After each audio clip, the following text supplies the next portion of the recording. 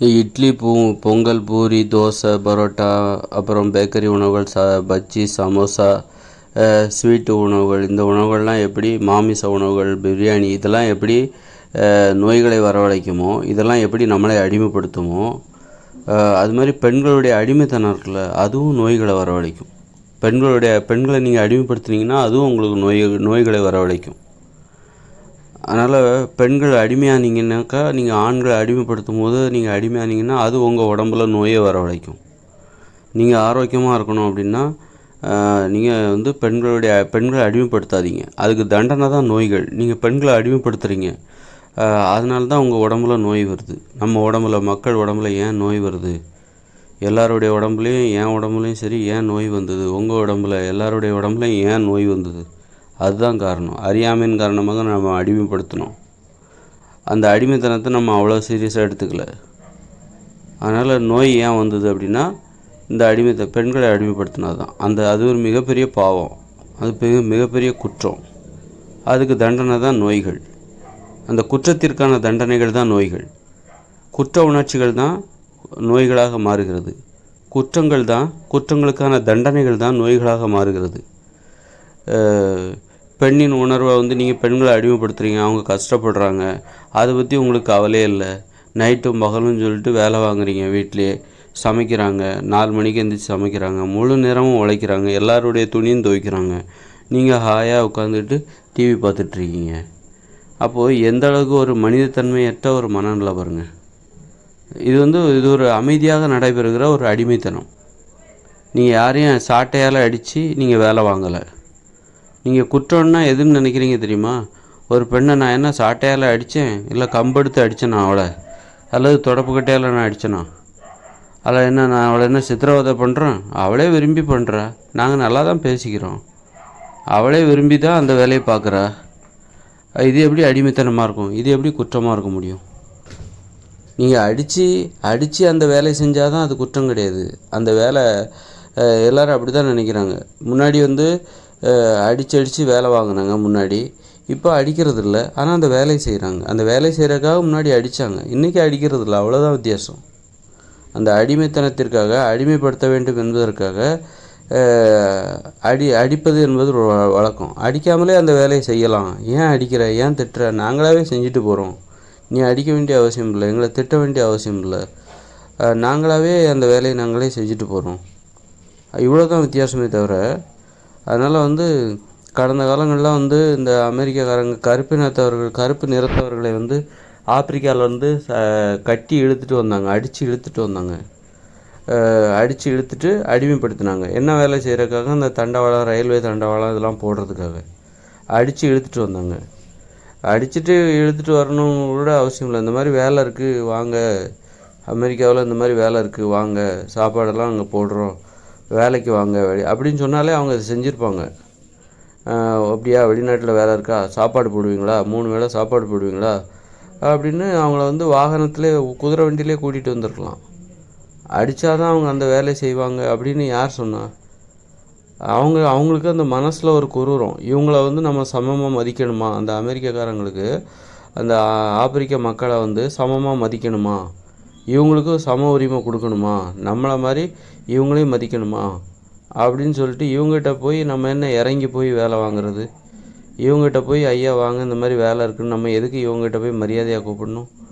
அப்படிங்கிற அந்த இது ஒரு தன்னை உயர்ந்தவராக கருதி கொண்டு இவர்களை ரொம்ப மோசமானவர்கள், இவர்களிடம் போய் நம்ம வேலை வாங்குறதுக்கு இவர்களிடம் பணிவாக கேட்கணுமா அப்படிங்கிற அந்த திமிரு, அந்த அந்த சர்வாதிகார புத்தின்னு வச்சுக்கோங்க. அதனால தான் இழுத்துட்டு வந்தாங்க. இப்போ என்ன கற்றுக்கிட்டாங்கன்னா, இதை நீ எதுக்கு அடிக்கிற? அவங்க சொன்னாவே செய்வாங்க. அவங்களுக்கு தேவையானதை கொடுத்தாவே அவங்க செய்வாங்க. அவங்க மட்டும் இல்லை, உலகத்தில் உள்ள யாருமே நீங்கள் அந்த அடிமைத்தன வேலைகளை அடித்தாதான் செய்வாங்கன்ட்டு கிடையாது. அவங்களுக்கு சம்பளம் கொடுங்க, சாப்பாடு கொடுங்க, சாப்பிட்றதுக்கு எல்லா வசதியும் கொடுங்க, அவங்களாவே செஞ்சுட்டு போகிறாங்க. அடிமைத்தனத்தை அதுதான் இன்றைக்கி ஆனால் அது அடிமைத்தனம் தான். தொழிலில் உள்ள அடிமைத்தனம். தொழிலில் சம்பளம் கொடுப்பாங்க. ஆனால் வீட்டில் அடிமைத்தனத்தை அனுமதிக்கக்கூடாது. வீடுன்னா அங்கே அவங்கவுங்க வேலையை அவங்கவுங்க தான் செய்யணும். தொழில் வேறு, வீடு வேறு. குடும்பம் என்பது தொழில் அல்ல, தொழில் நடைபெறும் இடமும் கிடையாது. தொழிலில் தான் நீங்கள் மற்றவங்க உங்கள் வேலை எதுன்னு தெரியும், அந்த வேலையை நீங்கள் மற்றவங்க உங்களை திட்டினா தான் செய்யணுங்கிற அவசியம் இல்லை. நீங்களாகவே உங்கள் பொறுப்பை உணர்ந்து உங்கள் வேலை எதுன்னு தெரிஞ்சு நீங்கள் செய்யலாம். ஆனால் ஒரு குடும்பம்னு வரும்போது அங்கே யாரையும் அடிமைப்படுத்தக்கூடாது. அதுதான் குடும்பத்துக்கும் தொழிலுக்கும் உள்ள வித்தியாசம். அங்கேயும் வேலை செய்கிற இடத்துல அடிமைப்படுத்துறது, வீட்டிலேயே அடிமைப்படுத்துறது. இந்த மாதிரி அப்போது என்னாகும் அப்படின்னாக்கா, இப்போ கடந்த காலங்களில் பெண்களை இந்த மாதிரி வேலையை செய்ய வைக்கிறதுக்காக அடித்தாங்க, அடிமைப்படுத்தினாங்க, திட்டினாங்க. அது இப்போ கூட நடக்கலாம், எங்கேயாவது நிறைய இடங்களில் நடக்கலாம். இன்றைக்கி என்னென்னா திட்டுறது கிடையாது, ஆனால் அவங்க அந்த வேலையை செஞ்சிட்ருக்காங்க. யாரையும் எந்த பெண்களையும் திட்டுவாங்க, ஆனால் அடிக்க மாட்டாங்க. அடிக்கிறது இப்போ குறைஞ்சிருக்கலாம்.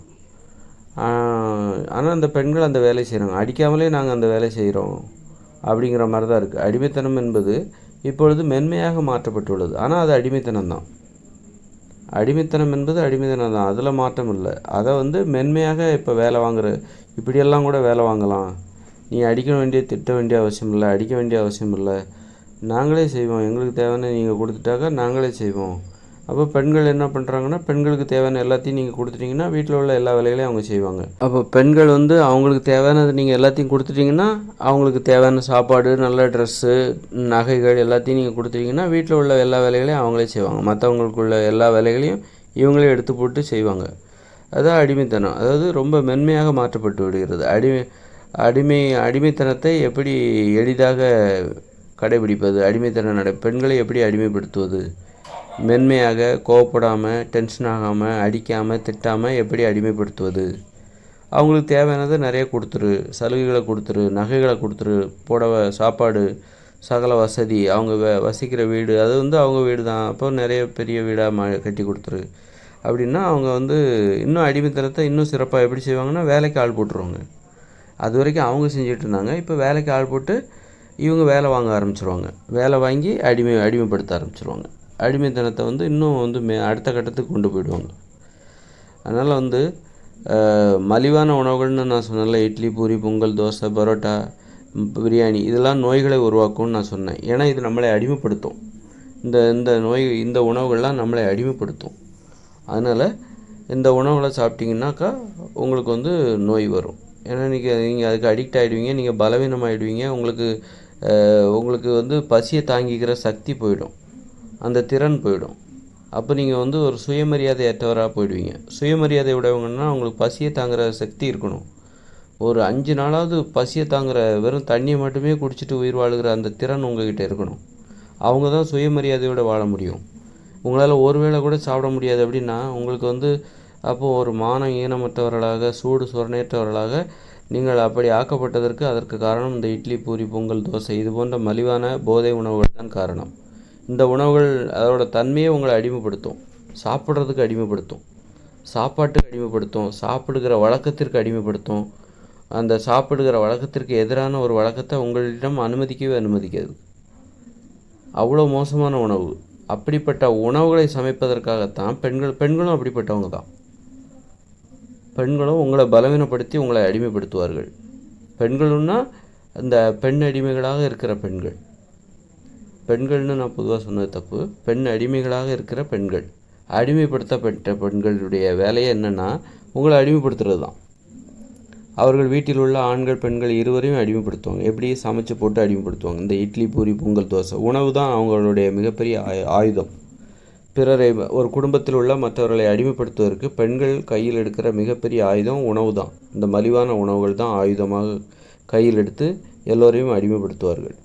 இட்லி, பூரி, பொங்கல், தோசை, பிரியாணி, சமோசா, பஜ்ஜி, அல்வா, பூந்தி, முறுக்கு, ஜிலேபி, பால்கோவா, இந்த மாதிரி உணவுகள் தான் பெண்கள் கையில் எடுக்கிற ஆயுதங்கள். வீட்டிலே சுட்டு கொடுப்பாங்க.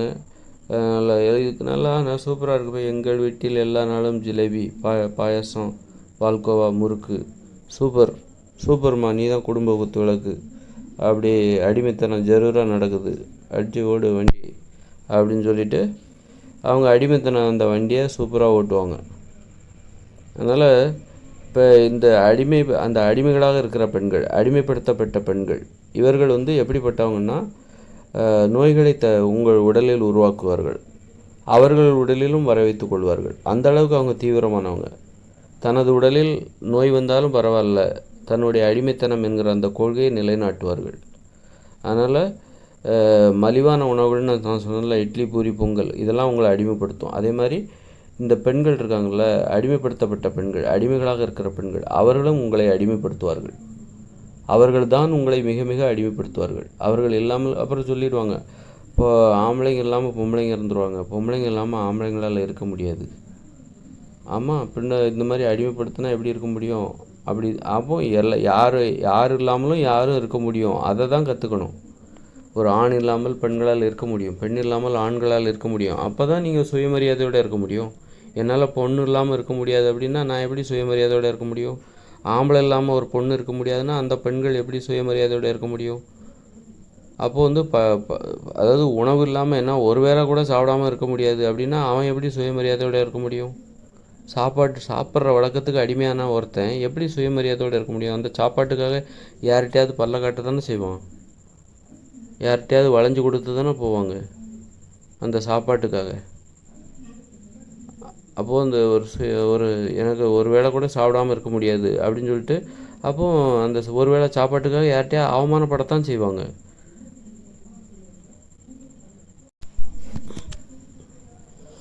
அது மாதிரி ஆண் இல்லாமல் என்ன இருக்க முடியாது, பொண்ணு இல்லாமல் என்னால் இருக்க முடியாது அப்படின்னு சொல்லிட்டு ஆணும் பெண்ணும் ஒருத்தர் சொல்லிட்டாங்கன்னா அப்போ அவங்க எப்படி சுயமரியாதையோடு இருக்க முடியும்? என்னால் ஆண் இல்லாமல் இருக்க முடியும், என்னால் பெண் இல்லாமல் இருக்க முடியும்னு சொல்லிட்டு ஒரு ஆண் சொல்லணும், என்னால் ஆண் இல்லாமல் இருக்க முடியும்னு சொல்லிட்டு ஒரு பெண் சொல்லணும்.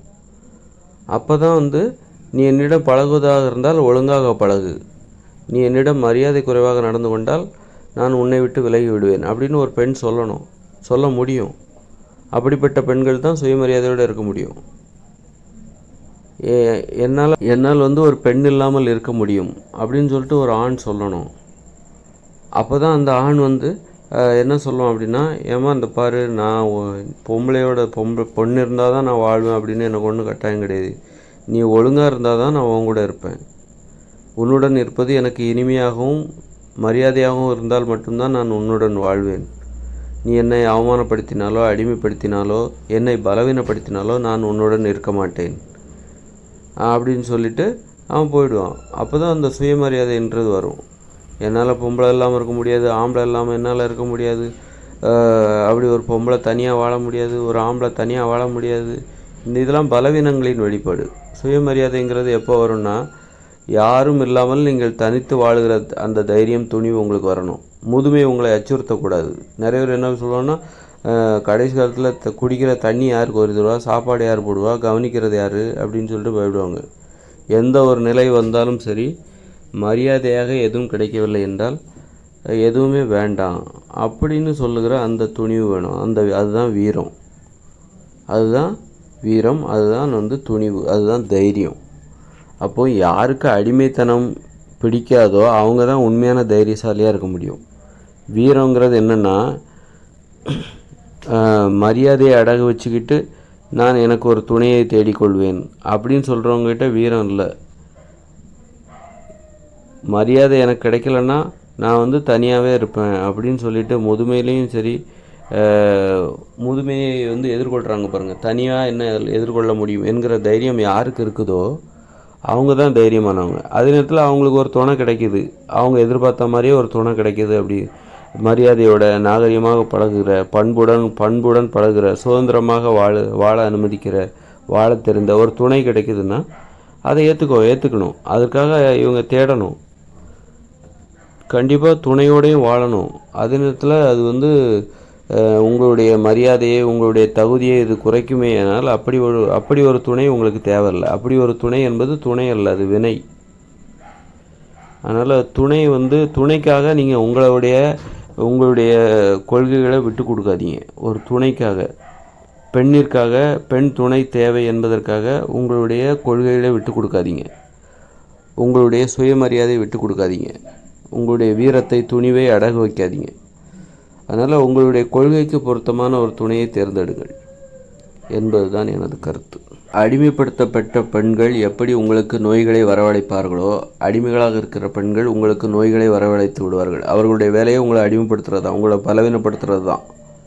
உங்களை பலவீனப்படுத்தி, உங்களை அடிமைப்படுத்தி, சோம்பேறியாக்கி, அதன் மூலம் உங்கள் உடலில் நோய்களை வரவழைத்துக் கொள்வார்கள். அவர்களது உடலிலும் நோயை வரவழைத்துக் கொள்வார்கள். அவர்களுக்கு தெரிந்தது அதுதான். அவர்கள் தெரிந்ததை செய்கிறார்கள். அதே மாதிரி ஆண் சர்வாதிகாரம் இருக்குது பாருங்கள், அதுவும் நோயை வரவழைச்சிடும். அதுக்கு இணங்காதீங்க, அதுக்கு அனுமதிக்காதீங்க. அப்படிப்பட்ட ஆண் சர்வாதிகாரிகள், பெண்களை அடிமைப்படுத்துகிறவர்கள் தான் ஆண் சர்வாதிகாரிகள். பெண்களின் அடிமைத்தனத்தை அனுமதிக்கிற அத்தனை பேரும் ஆண் சர்வாதிகாரிகள் தான். அவங்கவுங்க உணவை சமைச்சு சாப்பிடாத அத்தனை பேரும் ஆண் சர்வாதிகாரிகள் தான். ஆணாதிக்கம் என்பது சரியானது. ஆண் சர்வாதிகாரம் என்பது தான் குற்றம். ஆணாதிக்கம் என்பதை நம்ம இன்றைக்கி தவறான ஒரு பொருள்பட பேசிகிட்டு இருக்கோம். அது தப்பு. இங்கு ஆணிடம் ஆதிக்கம் இருக்க வேண்டும், பெண் அதற்கு ஒத்துழைப்பு கொடுக்க வேண்டும், உதவி செய்ய வேண்டும், அவ்வளோதான். அதனால் ஆணாதிக்கம் என்பது தவறு கிடையாது. சர்வாதிகாரம் என்பது தான் தவறு. ஆண் சர்வாதிகாரம் உடைய ஆண்களையும் பெண் அடிமைத்தனம் கொண்ட பெண்களையும் அனுமதிக்காதீங்க. 2 பேரும் நோய்களை தான் தருவாங்க, நோய்களை ஏற்படுத்தி விடுவார்கள். இவர்கள் 2 பேரையும் நீங்கள் இப்படிப்பட்ட பண்புடையவர்களை நீங்கள் அனுமதிக்காதீர்கள். இவர்கள் இருவரும் உங்கள் உடலில் நோய்களை உருவாக்குவார்கள்.